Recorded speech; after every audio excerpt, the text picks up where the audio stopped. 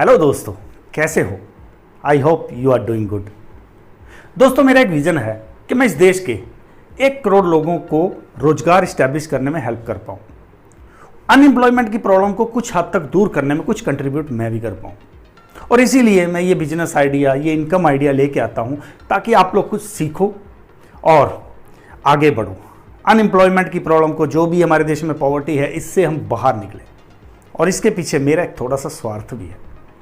मैं चाहता हूं कि हमारा देश दुनिया में नंबर 1 हो, हमारा देश पूरी दुनिया के ऊपर राज करे। इस देश का हर इंसान कमाए और खाए, कोई भी भूखा ना रहे, कोई भी अनएम्प्लॉय ना रहे। और ये कब होगा? जब हमारे देश के ज़्यादा से ज़्यादा लोग बिजनेस की तरफ मूव करेंगे। क्योंकि देखो, चाहे जितना भी बड़ा कोई इकोनॉमी बन जाए, उसमें जो जॉब्स होती हैं उसके लिए कुछ रिस्ट्रिक्शंस रहती हैं। जॉब इतने बड़े लेवल पे नहीं बन सकती, लेकिन बिजनेस इतने बड़े लेवल पे हो सकता है। और हमारे देश की मार्केट तो दुनिया में सबसे बड़ी मार्केट है। यहाँ तो बिजनेस के लिए अपॉर्चुनिटी है, बिजनेस के लिए स्कोप ही बहुत है।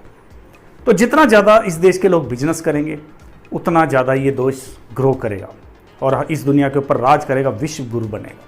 और ये तभी पॉसिबल है जब हम लोग अनएम्प्लॉयमेंट से लड़ पाएँ।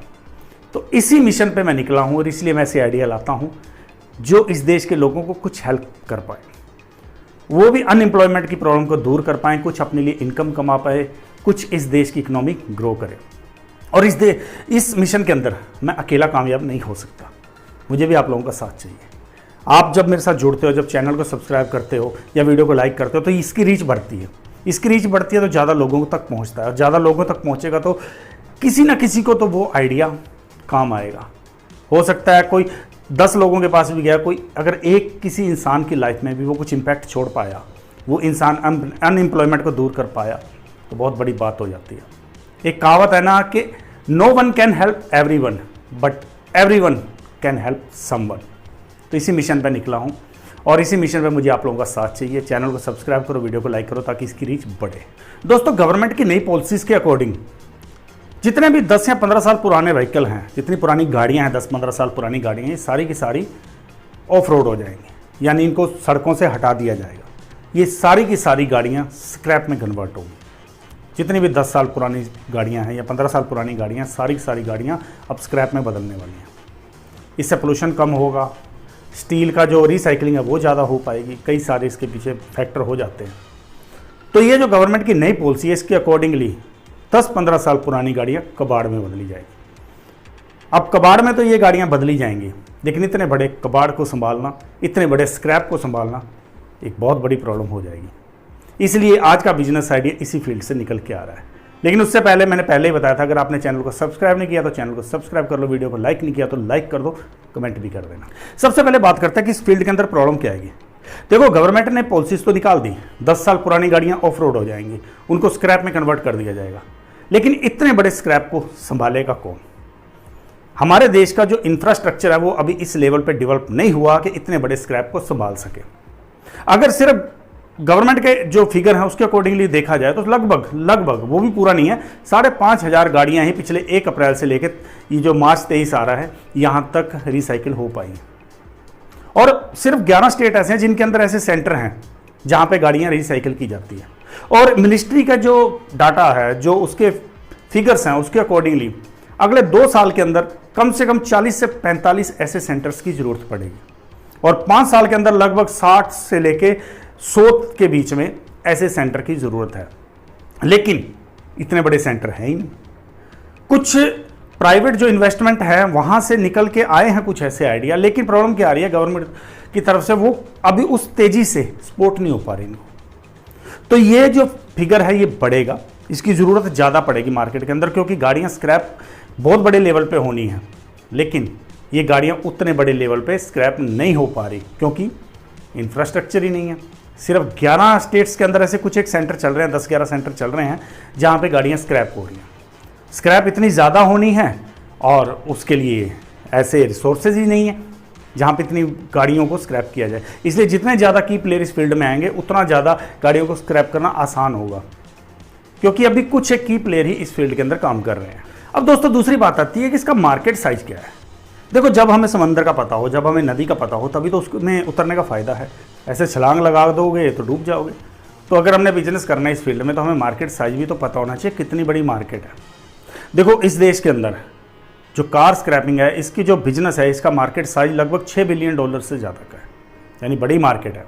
और 50,000 से ज़्यादा इसमें नौकरियां जनरेट होंगी। इतनी बड़ी मार्केट है क्योंकि देखो गवर्नमेंट ने 10 साल पुरानी पॉलिसी तो निकाल दी कि 10 साल पुरानी गाड़ियां आउट होंगी। अब आज से पहले ये पॉलिसी आई नहीं थी हमारे देश में, तो अभी आई है। तो 10 साल से ज़्यादा जिनकी एज हो चुकी है जिन गाड़ियों की, वो लाखों गाड़ियां लाइन में लगी हुई हैं, क्योंकि इससे पहले कभी नहीं ऐसी पॉलिसी आई नहीं, किसी का ध्यान गया नहीं, तो इसलिए गाड़ियाँ चल रही थी। लेकिन अभी वो सारी गाड़ियाँ ऑफ रोड होंगी, तो ऑफ रोड होंगी तो इतनी सारी गाड़ियों का हमें स्क्रैप भी ज़रूरत पड़ेगी, उसको स्क्रैपिंग में बदली करना है तो। और अगर सिर्फ गवर्नमेंट के फैक्टर की बात की जाए तो उसमें लगभग 9 लाख सरकारी गाड़ियाँ का ही जो ये स्क्रैपिंग है वो हो पाई, और 45 से 50 लाख प्राइवेट और कमर्शियल व्हीकल अभी बाकी हैं जिनकी रिसाइकलिंग होनी है। तो सोचो कितनी बड़ी मार्केट हो जाती है। और ऐसा नहीं है कि ये सिर्फ 10 साल पुरानी गाड़ियों की स्क्रैपिंग होगी। देखिए इसके अलावा भी बहुत सारे ऐसे रीजन होते हैं जिसके कारण गाड़ियां बेकार हो जाती है और उनको स्क्रैप में कन्वर्ट करना पड़ता है। जैसे कोई एक्सीडेंट हो गया, क्लैमिटी आ गई, कुछ दंगे हो गए, वहाँ गाड़ियाँ जला दी गई। तो ऐसी बहुत सारी ऐसी सिचुएशन बनेंगी, बनती रहेंगी हमारे देश के अंदर, जहाँ ऐसी गाड़ियाँ स्क्रैप में बदली होंगी। तो जब ये 50-60 लाख गाड़ियाँ इतनी स्क्रैप में होनी है, और एक दिन में नहीं होगा ये, क्योंकि एक इतनी बड़ी गाड़ी को स्क्रैप में कन्वर्ट करना एक दिन का काम नहीं है। तो इसलिए इसका मार्केट साइज बड़ा हो जाता है, क्योंकि इतनी सारी गाड़ियाँ स्क्रैप होंगी, इतना सारा स्क्रैप निकल के आएगा, उस जो स्क्रैप है उसको रिसाइकिल करना है, तो मार्केट साइज भी बढ़ता जाएगा। अब तीसरा मेन पॉइंट आता है कि जब गाड़ियों को रिसाइकिल करते हैं तो स्क्रैप में निकलेगा क्या, इसका यूज़ क्या होगा। देखो गाड़ी का हर पार्ट जब भी स्क्रैप में कन्वर्ट होगा तो हर पार्ट की वैल्यू है, हर पार्ट का रीयूज़ हो सकता है। उसकी जो बैटरी निकलेगी वो भी एक स्क्रैप है, उसके टायर हैं वो स्क्रैप है, जो उस गाड़ी से स्टील निकलेगा वो स्क्रैप है, जो भी उस गाड़ी से म्यूजिक सिस्टम या और कई सारे ऐसे उसमें से निकल के आएंगे जो उसके पार्ट्स हैं, तो वो सारे भी तो स्क्रैप में जाएंगे। और इन सारे पार्ट्स की ज़रूरत तो दोबारा पड़ती है। ये मोस्ट ऑफ दी जो पार्ट्स हैं उनका रिसाइकलिंग हो सकता है, बैटरी का भी हो सकता है, टायर का भी हो सकता है, तो ये सब चीज़ों का रिसाइकिल होगा। तो गाड़ी में से जो भी स्क्रैप निकलेगी वो वेस्ट नहीं जाएगी, सबका यूज़ होगा। अब नेक्स्ट पॉइंट आता है कि इसमें बिजनेस क्या किया जाए और उस बिजनेस के लिए ज़रूरत क्या पड़ेगी। दोस्तों इस बिजनेस में कुछ एक जो रूल्स हैं उसके अंदर हमें बंध के चलना पड़ेगा, ये कुछ कॉम्प्लिकेशंस हमें फेस करनी पड़ेगी। गवर्नमेंट इसमें सपोर्ट करेगी हमारी, क्योंकि गवर्नमेंट खुद चाहती है कि ज़्यादा से ज़्यादा गाड़ियों का रिसाइकलिंग किया जाए, क्योंकि स्टील की डिमांड बढ़ती जा रही है, पोल्यूशन बढ़ता जा रहा है। तो जितनी गाड़ियाँ रिसाइकिल होकर आएंगी वो स्टील में दोबारा कन्वर्ट होंगी और पोल्यूशन भी कम होगा जितनी पुरानी गाड़ियाँ सड़कों से हटेंगी। तो इसलिए इसमें बिजनेस करने के लिए कुछ एक रूल्स रेगुलेशंस है जिनके अंदर हमें बांध के चलना पड़ेगा। सबसे पहले तो हमें पीयूसी लेनी पड़ेगी, जो पोल्यूशन कंट्रोल बोर्ड है, वहाँ से हमें लेनी पड़ेगी एक पीयूसी कि हाँ पोल्यूशन नहीं होगा इससे। उसके बाद फिर जब हम गाड़ियों को बेचते हैं, देखो जब भी आप किसी गाड़ी को बेचोगे तो उसके हर पार्ट के ऊपर कुछ टेक्निकल नंबर होते हैं, वो सारे नंबर गवर्नमेंट के अकाउंट में होते हैं। तो उनको अगर बेचना है तो उसके लिए हमें एक लाइसेंस की ज़रूरत पड़ेगी, जो डिपार्टमेंट ऑफ मोटर व्हीकल है वहाँ से हमें मिल जाएगा। उसके बाद फिर हमें जीएसटी नंबर वगैरह लेना पड़ेगा और फायर सर्टिफिकेट भी लेना पड़ेगा।